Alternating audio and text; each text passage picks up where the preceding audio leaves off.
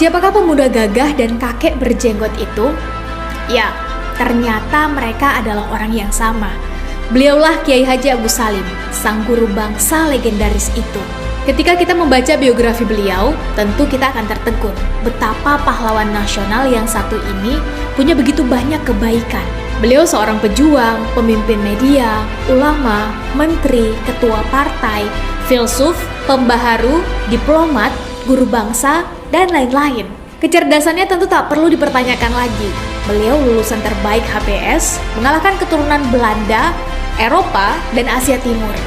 Kiai Haji Agus Salim adalah seorang poligot, orang yang menguasai belasan bahasa Belanda, Arab, Inggris, Jepang, Prancis, Jerman, Mandarin, Latin, dan Turki.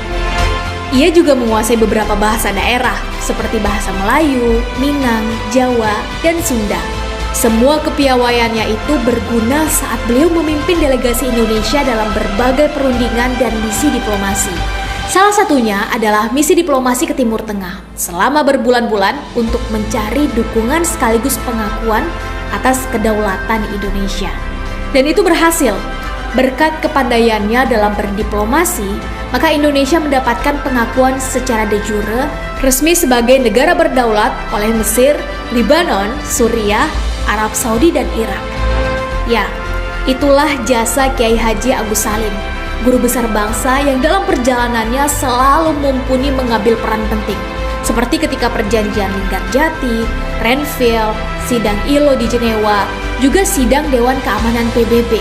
Kunjungan-kunjungannya ke berbagai negara sebagai tamu undangan, seperti ketika ke Belanda dan Inggris, juga ketika menjadi dosen tamu di Amerika, menyisakan banyak kesan kekaguman kepadanya. Dalam buku 100 tahun Haji Agus Salim setebal 484 halaman, kita juga bisa menemukan banyak pujian tulus dari mereka yang mengenalnya.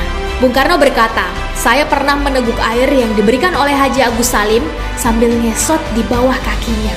Kiai Haji Agus Salim ini adalah seorang guru saya, terutama sekali tentang sosialisme dan politik internasional.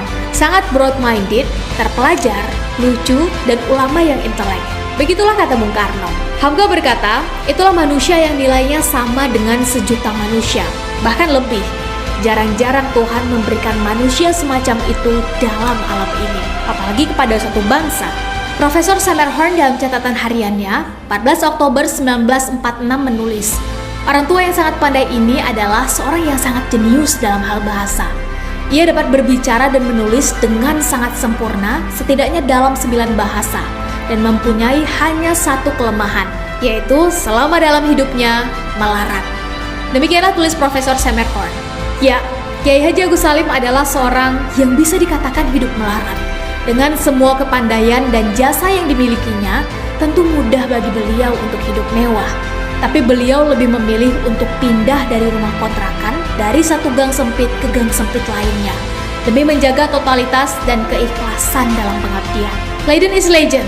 Pemimpin adalah tentang berani menderita, bukan tentang berapa rupiah yang kau dapat dari negara, tapi apa yang kau berikan untuk negara. Dan itulah yang membuat kawan maupun lawan segan dan simpati padanya. Selamat jalan sang guru bangsa. Amal dan jasamu teladan abadi sepanjang masa.